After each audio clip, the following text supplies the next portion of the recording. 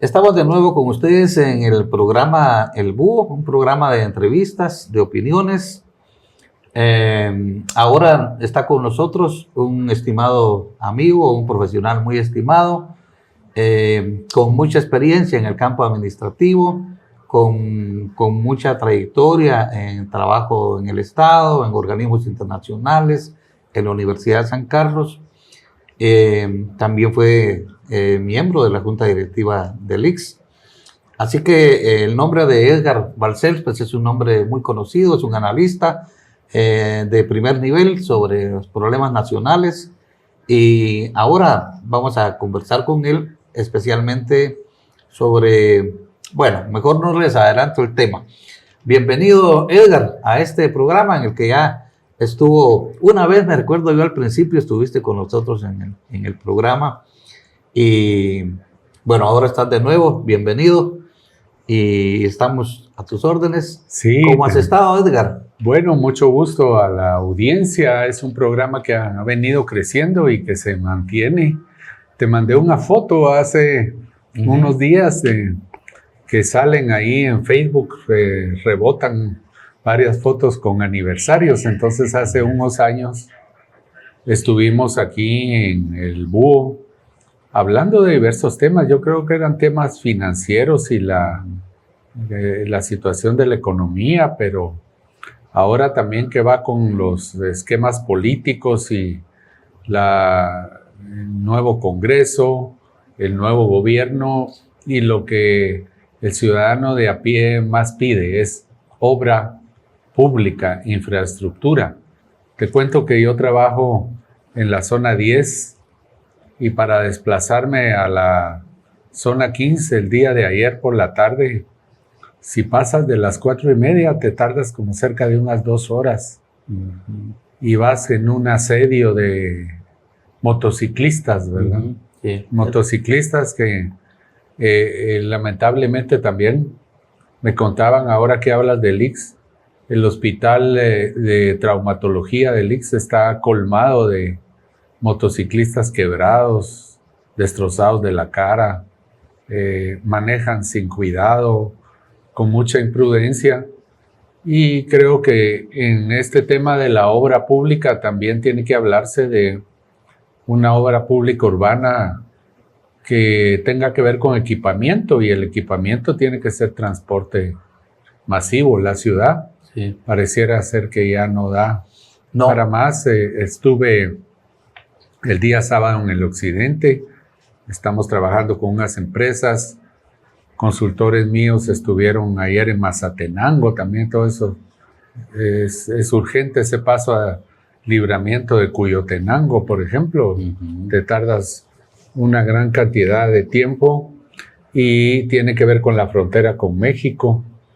En el occidente, el camino entre Quetzaltenango y Huehuetenango. Mira, yo viví en Quetzaltenango 2014-2015, conozco bien el área, y es increíble que todavía, Byron, se siga hablando de la carretera Quetzaltenango-Huehuetenango. Está hecha a pedazos, está con hundimientos, y desde Cuatro Caminos a Huehuetenango, siendo una ciudad tan importante que es, ahí tenés la Mesía, tenés las universidades de Chiapas tan importantes para la juventud. Y sin embargo, sí estamos muy preocupados porque tenés un programa con muchos políticos como que van muy lento, tienen ganas de hacer ciertas cosas, pero si esto no se concretiza en obra, he estado oyendo, por ejemplo, recuérdate que yo estuve afortunadamente en el Banco Centroamericano de Integración Económica, que me dio mucho de impulso para este tema de infraestructura, pero estoy viendo que hay un préstamo del Banco Centroamericano de Integración Económica para hospitales, y tanto que el señor Yamatei habló de hospitales e incluso le dio vuelta a un financiamiento de Taiwán para construir hospitales que no se ve, solo ese de Chimaltenango. Se está hablando en el presupuesto 2024 que quedó en el 2023, entonces no sé cómo quedará esa obra que se tenía en el 2024, al fin la carretera al rancho a Santo Tomás, que es fundamental, de doble vía. Bueno, infraestructura, creo que cuando oyes a los abuelos hablar del gobierno de Ubico, te dicen todavía es que es porque hizo obra. Sí. Pero estoy muy preocupado yo con todo este tema también de los gobernadores y el tipo de obra que estos gobernadores han estado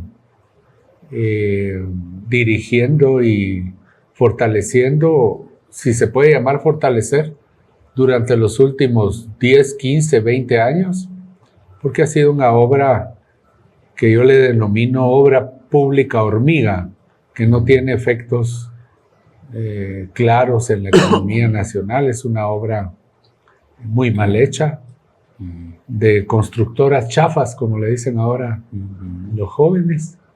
Entonces yo creo que esos son unos temas que son fundamentales. Sí. Yo el año pasado viajé a Coatepeque, Quetzaltenango, que colinda más con la costa que con Quetzaltenango. Pero de aquí, de la capital a Coatepeque, hay aproximadamente unos 220 kilómetros. Y salí de aquí, de la capital, de la calzada Aguilar Batres, a las 2 de la tarde. Y llegué a Coatepeque a las 10 de la noche. ¿Verdad? Un viaje que, bueno, tal vez las comparaciones son muy, pues, fuera de lugar. Pero ese mismo, digamos, kilometraje, en la China te lo hace un tren de alta velocidad en 45 minutos. Y te lo digo porque yo ya lo viví en la China el año pasado. Pero aquí sí, en Guatemala... Ahí te vi en fotos en la China. Mira, claro, las comparaciones no tienen lugar, pero dice uno, en Guatemala tenemos una infraestructura. Bueno, uno aquí en la capital, saliendo de la casa, como vos decís, saliendo de la casa al centro, a la zona 10, te haces 5 horas durante el día. 2 horas y media en la mañana y en la tarde que volvés, otras 2 horas y media. Son 5 horas en el tráfico. Entonces la gente vive bajo un estrés, bajo una pérdida de tiempo también, porque todo eso afecta la producción, la vida laboral, afecta un sinnúmero de cosas. Pero ¿cómo es posible que el país no tenga una mínima infraestructura? Todas las carreteras, la carretera de ahí del Molino, pasando por Jalpatagua para la frontera del Valle Nuevo, toda la vida está igual, en construcción. El libramiento que hicieron en Barberena, yo siempre lo pongo como ejemplo, porque son 13 kilómetros y los hicieron en 15 años. Ese libramiento en 15 años hicieron, lo terminó Jimmy Morales, pero 15 años duró la construcción de ese libramiento de Barberena. Y el libramiento primero que hizo en Chimaltenango en la administración de Álvaro Colón no sirvió absolutamente para nada. O sea, con Álvaro Colón te recuerdas que se hizo un puente, ¿sí?, en Chimaltenango, que el problema con Chimaltenango es que la carretera divide a la ciudad, si se puede llamar ciudad, porque es un pueblote desordenado, horrible, ¿verdad? Hay que decirlo así. Y que se destruyó totalmente para el terremoto y que tuvieron posibilidad tal vez de hacerlo nuevo. De rehacerlo. Entonces la carretera te divide al pueblo en 2 lados, entonces tienes cruces por todos lados y además es un recinto que también hay un tema que hay que ver con SAT, un recinto de grupos de revendedores de carros usados, o sea, se ha vuelto un negociazo, tanto la venta de motos como la importación de carros que vienen del norte, vienen de México, vienen de los Estados Unidos y todos los países incluso de Centroamérica, para no decirte temas de más desarrollo, tienen una serie de regulaciones sobre la obsolescencia de los vehículos.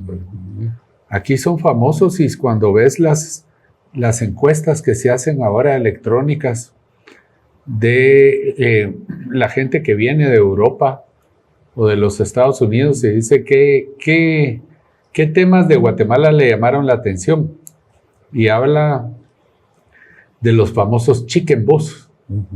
El chicken bus es, en Estados Unidos hay grandes bodegas en donde terminan los buses amarillos de los colegios escolares. O sea, yo hice hace poco el tránsito por vía de tren, del tren que comunica ciudades de Connecticut con Nueva York. O sea, vienes desde New Haven, Connecticut, donde está la Universidad de Yale, y hay mucha gente que hace lo que en inglés se llama el commuting. Entonces el tren tiene un derecho de vía en donde vas viendo fábricas o predios, etc. Pero te sorprende la cantidad de grandes predios en donde se depositan esos buses y ya tienen una vida útil que ya, según las regulaciones estadounidenses, ya no pueden ser utilizados porque se trata de buses de escolares, de adolescentes y la seguridad. Entonces, todos esos buses vienen a parar aquí y hay unas tesis de algunos libertarios que dicen, a mí me causa verdaderamente risa, que eso es un buen negocio porque vienen aquí y que se está fomentando cierto tipo de talleres automotrices que los recomponen. Sí. Pero los recomponen pintándolo, ¿verdad? Y le ponen mi Dalia bonita, la ninfa soñadora, y le ponen y los levantan, etcétera, pero los ves en las carreteras a unas velocidades de hasta 150 kilómetros por hora, ahí con un chasis que es un chasis obsoleto. O sea, ¿qué estamos hablando? Que yo creo que hay una gran responsabilidad y una gran actividad que tiene la actual ministra de Comunicaciones, Vivienda y Transporte, ¿verdad? Sí. Porque tiene que ver con infraestructura y también las municipalidades del país. En la entrevista, en la reunión que tuvo el presidente Arévalo antes de ser electo con el alcalde Quiñones, el presidente habló claramente de su compromiso de 2 líneas de metro, dice él. Y así lo indicó. Yo no sé qué tipo de estudios tenía a la mano, pero él decía un metro que vaya de Ciudad San Cristóbal a la Plazuela España. A esas horas pico, si haces un viaje de la Plazuela España a Ciudad San Cristóbal a las 6 de la tarde, llegarás a las 9:30 de la noche.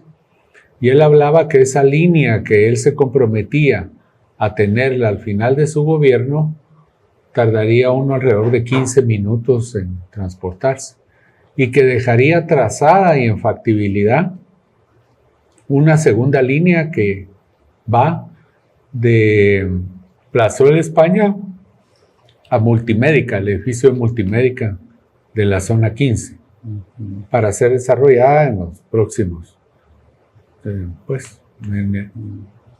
con la próxima presidencia, si eso sucede. Sí, es que aquí yo siento que se toman decisiones por ocurrencia, porque no hay planificación a 10, 15, 20 años. De eso es que yo quiero...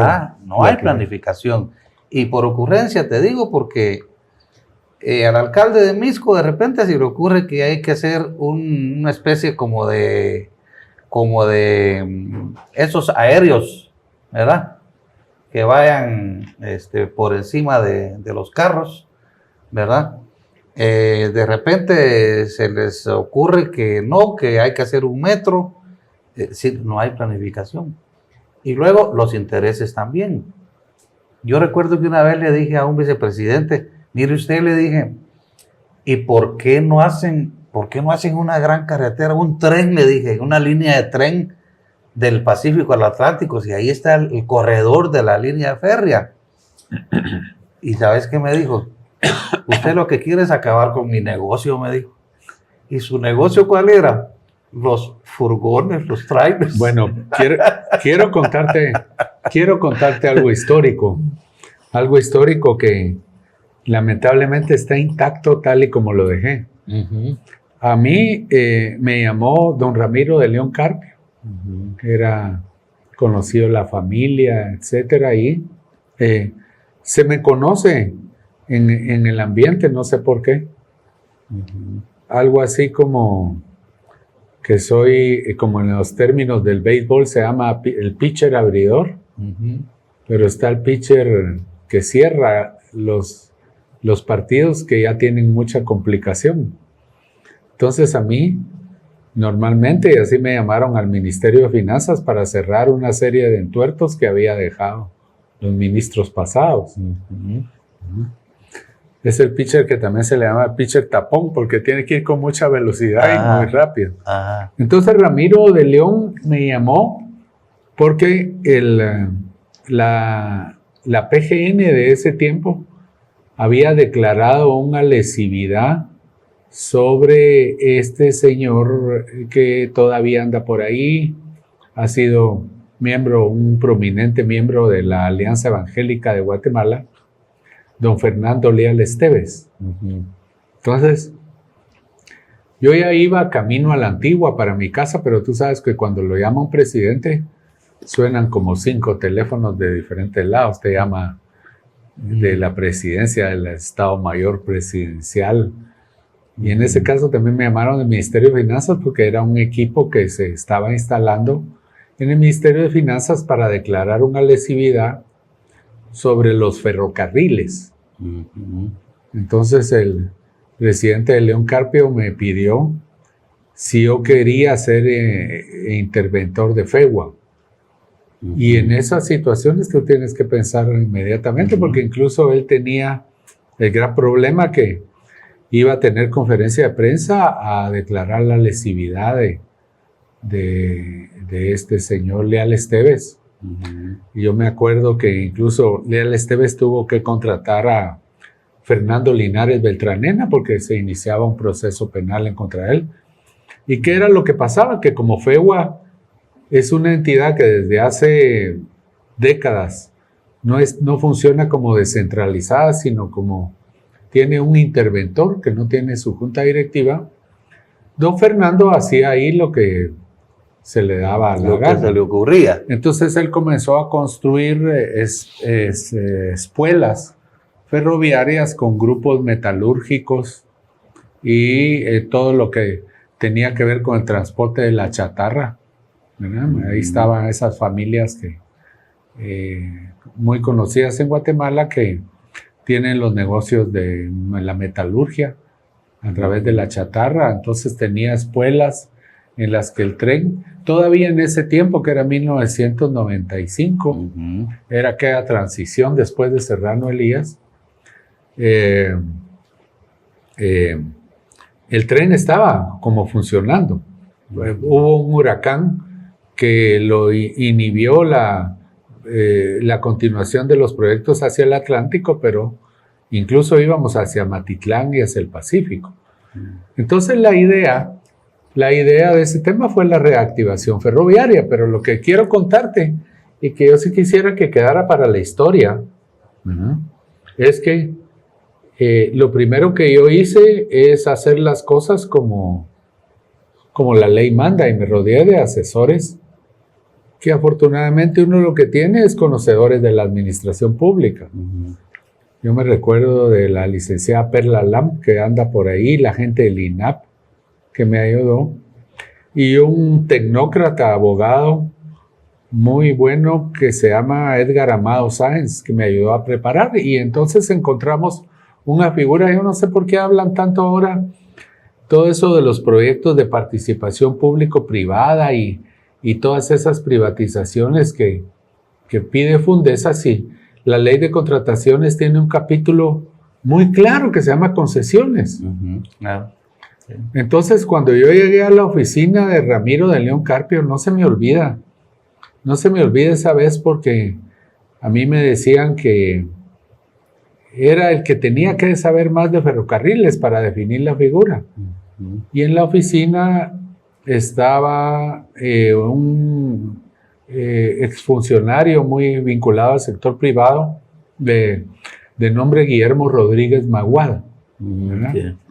Estaba Rodríguez Maguad, que había sido secretario de Planificación. Estaba Ana de Molina, que era la mujer fuerte con Ramiro de León Carpio y estaba dirigiendo la actividad. Estaba Ramiro y Raquel Zelaya, que nunca me explico qué hacía ahí Raquel Zelaya, pero yo sé que Raquel Zelaya ha sido un personaje. Pero lo que le planteamos a Ramiro de León Carpio es que teníamos ya manifestaciones de intereses, porque el trabajo lo hicimos con el Banco Mundial, el Fondo Monetario Internacional, y luego hicimos un diseño de una licitación internacional. Pero fíjate que viene tu plática a colación, porque me entrevisté yo con el famoso Henry Posner III, dice el tercero, Henry Posner III, que es un personaje que la gente en Guatemala seguramente no lo identifica, pero ha tenido un papel fundamental en todos estos años de la historia del país. Y don Henry Posner me dijo, nos entrevistamos con él en Estados Unidos, hubo una convención ferrocarrilera, y me dice, mire, Edgar, a mí me interesa el ferrocarril como usted me lo dé, porque usted está en una posición estratégica. Imagínese unir el Atlántico con el Pacífico a través del ferrocarril. Y además podemos hacer un ramal con un proyecto que ya el BID había estado trabajando de Champerico, que se llamaba la Estación Santa María, para estructurar ahí el famoso tren de trocha ancha, que se estaba hablando del Tratado de Libre Comercio de América del Norte y la relación de la integración centroamericana con América del Norte. Entonces, el proyecto que teníamos en mente, y yo quiero que la opinión pública oiga esto para que vea el desastre a lo que eso llegó, ¿verdad? Que en cualquier país como la China continental ya hubiera ahí un tren de alta velocidad llegando a las fronteras y con ramificaciones a Coatepeque, etc. Había un predio famoso ahí, también movido por gente muy irregular en famoso Tecumán, donde está Ayutla. Y vos sabés bien lo que está pasando ahí en Ayutla, ¿verdad? El tipo de alcaldesa que hay en Ayutla, y todo eso. Ya la tienen en extradición. ¿Verdad? Ya la tienen en extradición.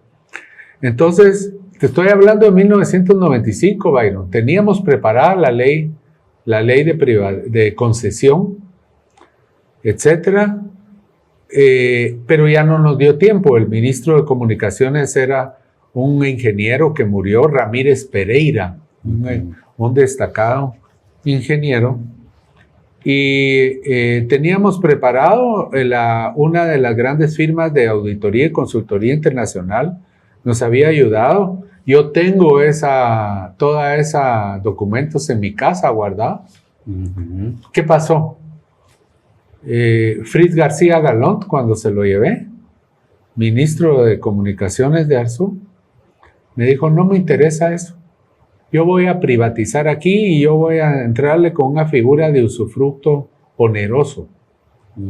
Pero si mire, don Fritz, ahí tenemos ya las manifestaciones de interés.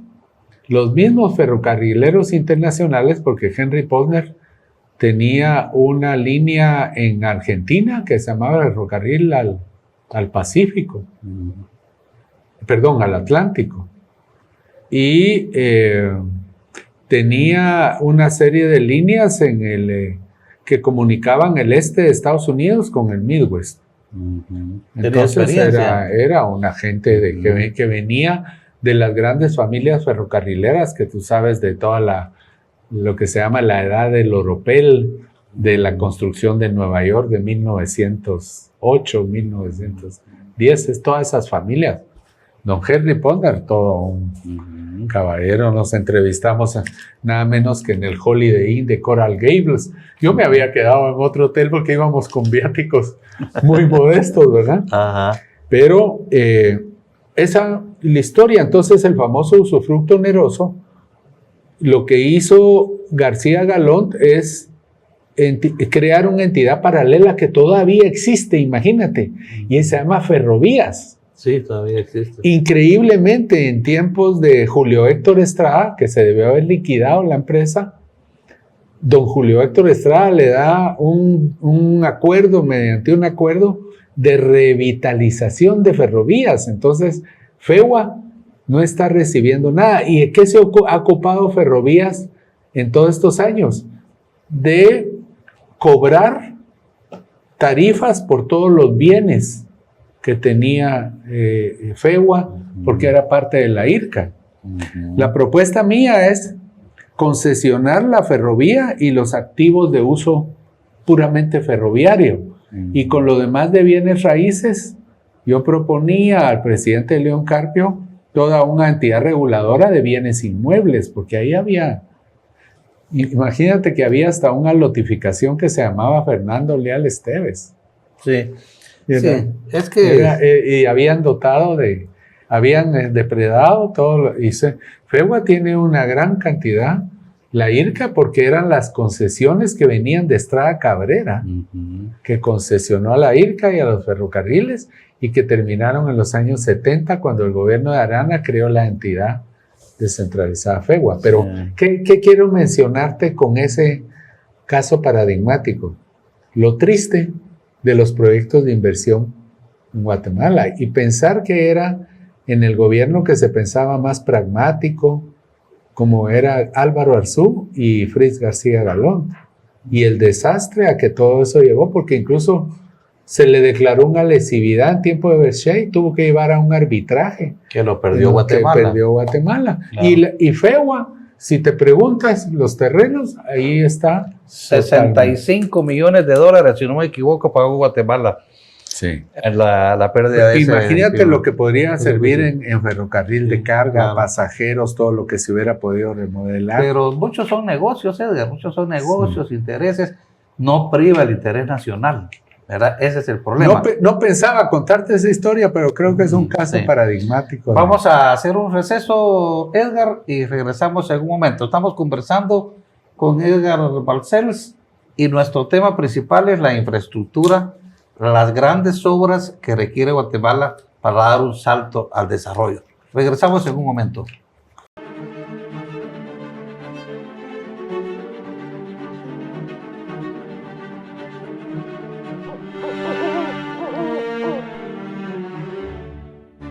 Estamos conversando con Edgar Balcells, un profesional que ha trabajado en muchos proyectos de desarrollo.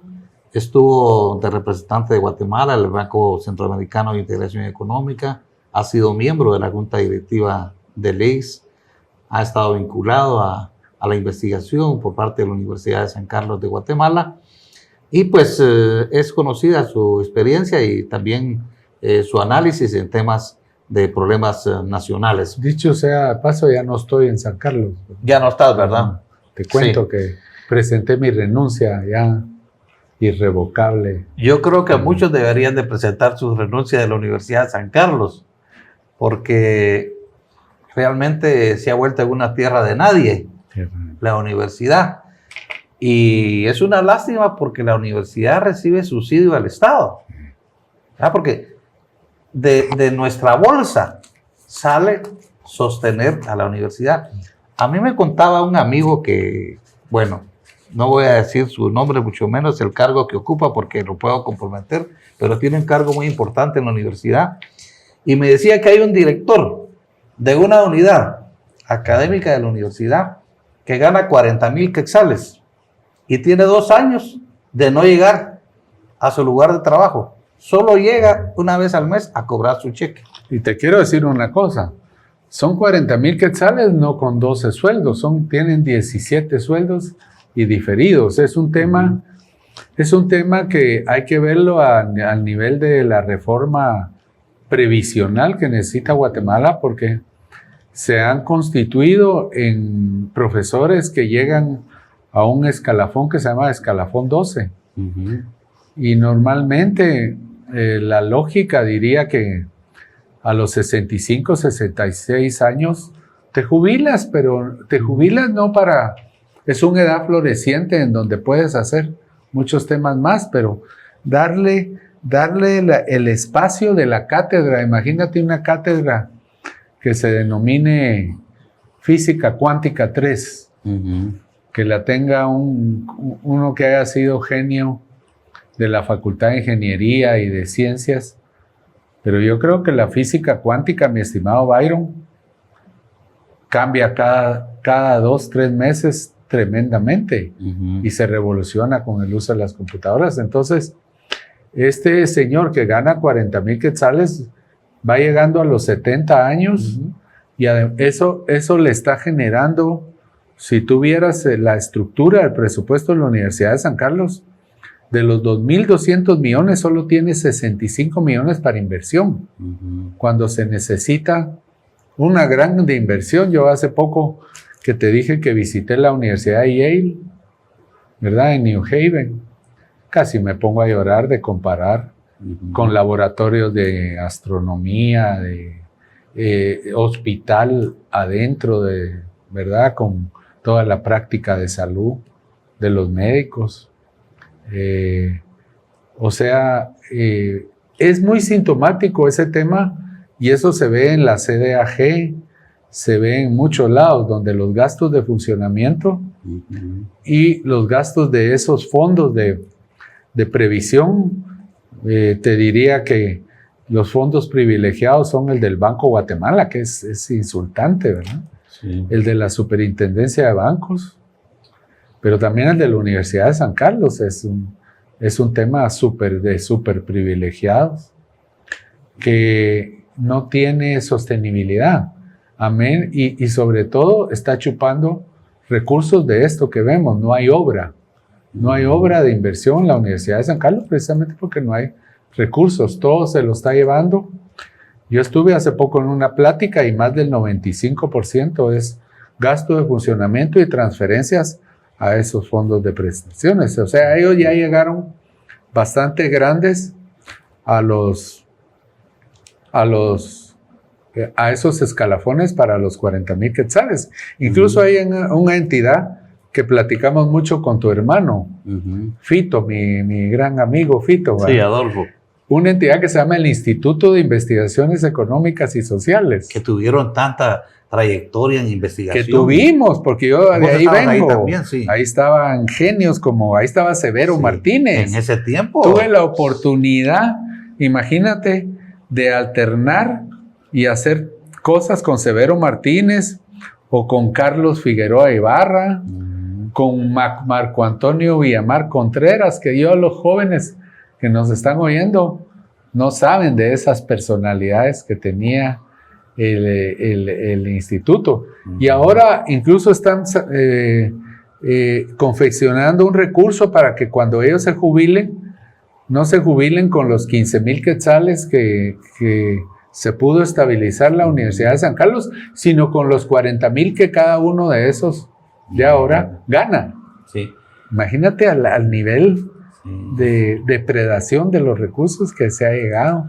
Y esas unidades académicas como el IES, el Departamento de Estudios Nacionales. Este Departamento de Estudios de Programas ya no son nada. No son nada. ¿Te acuerdas con Piedrasanta? Incluso yo acompañé al licenciado Piedrasanta, me pidió Alfonso Figueroa que lo acompañara de su casa allá en la zona 12 al aeropuerto para el exilio, por haber escrito los libros de la Exmíbal. Claro. ¿Qué ves ahora en el Departamento de Problemas Nacionales?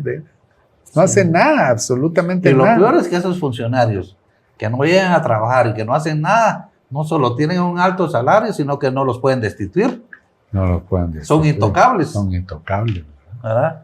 Entonces es un tema que La Universidad de San Carlos tiene muchas aristas. Sí.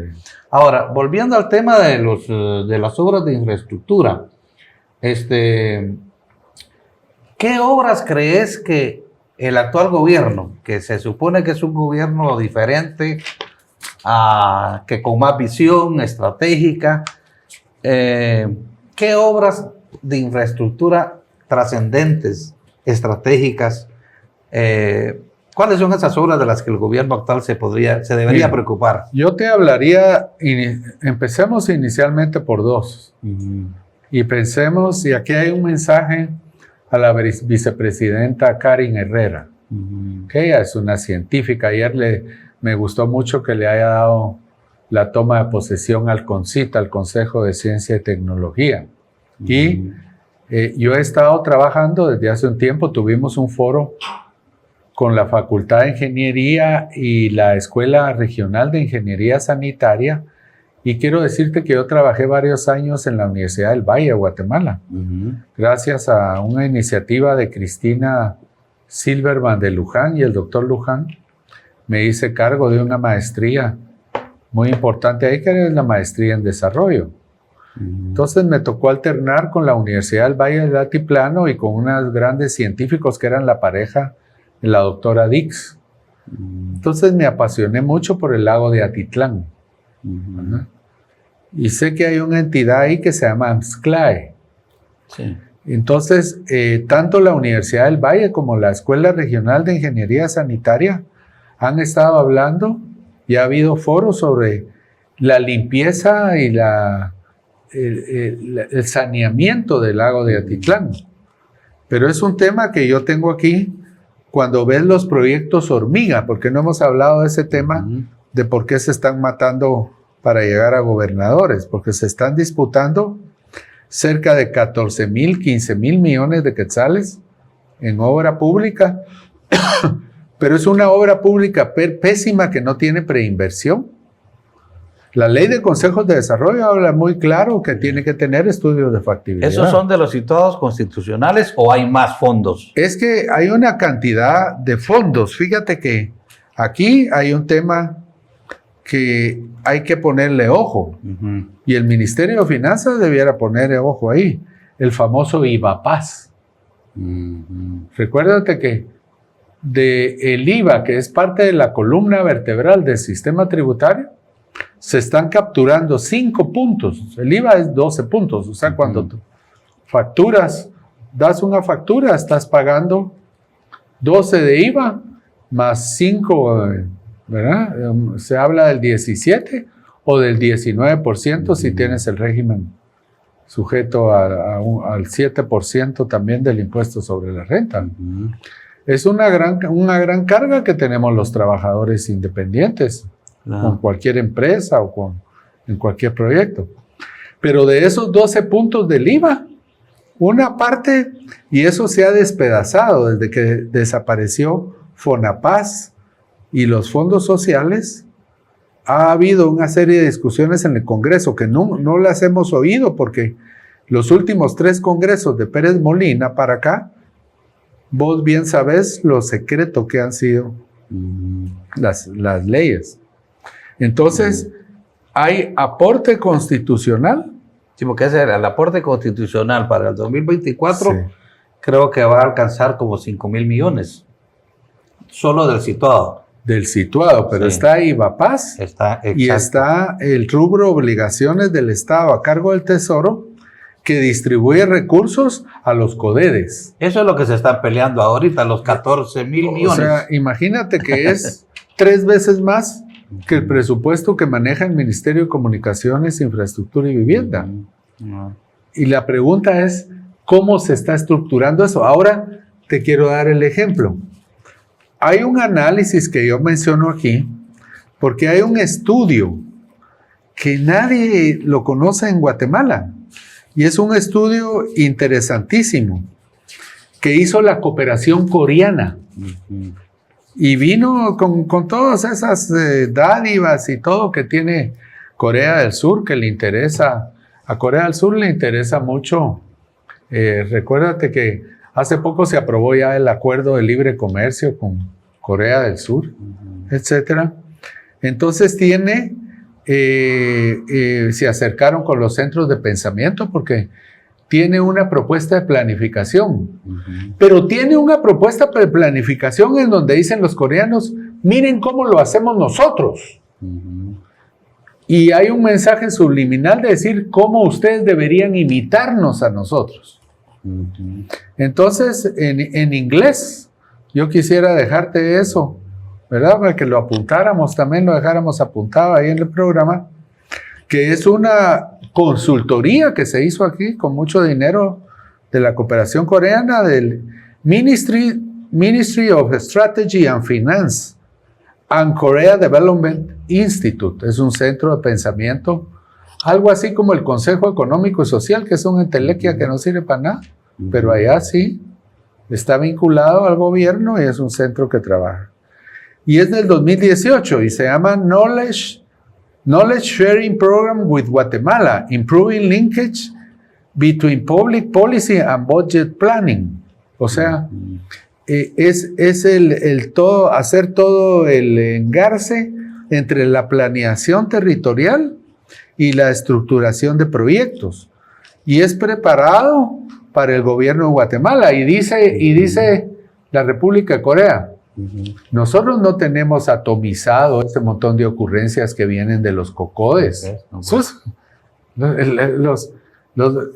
Yo he visto incluso hojas, como decía, papelitos chucos, Sinibaldi, que le presentan a los diputados distritales los cocodes, que dicen yo quiero ese puente sobre el río tal. Y no hay ningún estudio de aforo de ese puente. Yo quisiera que entrevistaras a Sebastián Ciero. Y ojalá pudiéramos tener un programa juntos con este servidor y Sebastián Ciero, el presidente de la NAM, porque él tiene un tremendo error que anda diciendo, que él dice que la obra esa que le entregan tiene que ejecutarse en un año. Es imposible. Claro. Que tú ejecutes una obra. O sea, tú delineas primero y le propones al Consejo de Desarrollo y le dices, por ejemplo, él es de Santa Catarina Pinula. Entonces él dice, yo voy a estructurar un sistema de aprovisionamiento de agua, de alcantarillado y de caminos alternos, porque ya Santa Catarina Pinula ya no tiene. Sí. Caminos alternos. Quedó encerrado. Y la ley dice, fíjate que el secretario de Segeplan debería haber presentado el 28 de febrero la apertura del presupuesto 2024 con todas esas bases, porque es el secretario Carlos Mendoza de Segeplan, el encargado, responsable según la ley de planificación, que se abre el ciclo presupuestario. Sí, es que ese es el problema, que en Guatemala no hay planificación. Yo fui a la municipalidad de Shanghái y ahí saben lo que van a hacer en 20 años. ¿En 20 años? Sí. Tienen una planificación que, mira, y tienen con una presentación en las paredes, te van explicando cómo va a ser cuando se haga tal cosa. Pues exactamente, si vieras en este Knowledge Sharing con Guatemala, ¿verdad? Compartiendo el conocimiento, para traducirlo al español, le dicen los coreanos, mire cómo lo hacemos nosotros. Nosotros tenemos una oficina centralizada de proyectos. Algo así tenían antes los gobiernos militares en tiempo de Shell Auger. Tenían una unidad que se llamaba la Unidad Central de Proyectos, la UCPRO. Lo que pasa es que hay entidades del Estado que las han convertido en entidades clientelares, usureras, como el Infón. El Infón. Antes el Infón también planificaba. ¿Sabes en qué se convirtió el Infón? En una agencia de dar aval a los bancos, sí, para que los bancos endeudaran a las municipalidades. Qué triste. Sí, en eso se convirtió el Infón. En lugar de ser la agencia que delinea junto con la Segeplan la estrategia. Entonces, ¿qué proyectos, me preguntas? Está el lago de Atitlán y la cuenca del Motagua, que se está muriendo. Y mira, si se muere la cuenca del Motagua, se muere Sanarate, se muere todo Guastatoya, todo el Progreso, se muere Zacapa, se muere Teculután. ¿verdad? Sí. Y tú ves una serie de iniciativas muy tímidas de unas ONGs, en donde y lo más ridículo, ¿verdad? El exdecano aquel de la Facultad de Ingeniería, que se inventó unas biobardas, Sí. que es un proyecto que yo, que no soy ingeniero, lo veo totalmente. Sí, no tiene vida. No tiene vida. Entonces, permanente. te menciono dos proyectos que tienen que ver con medios de vida, que es el Motagua, la cuenca y el lago de Atitlán. Luego están una serie de carreteras que son claves y caminos. El gobierno de Gustavo Petro, por ejemplo, en Colombia, siendo un gobierno de izquierda, lo que le otorgó prioridad no es solo a la zona del sur donde están los cañeros, sino a todos los caminos, la intersección de caminos vecinales como carreteras. Algo triste que te cuento, la franja transversal del norte la inicié yo en 2009. Y esta es la hora que la franja transversal del norte no ha podido llegar a la frontera con México. Sí, es triste. Entonces ahí tienes, alrededor de la franja transversal del norte se delineó todo un plan de desarrollo, ¿verdad? Con mucho cuidado de cuidar temas ambientales como áreas muy sensibles que están alrededor, con zonas protegidas de Alta Verapaz, ¿verdad?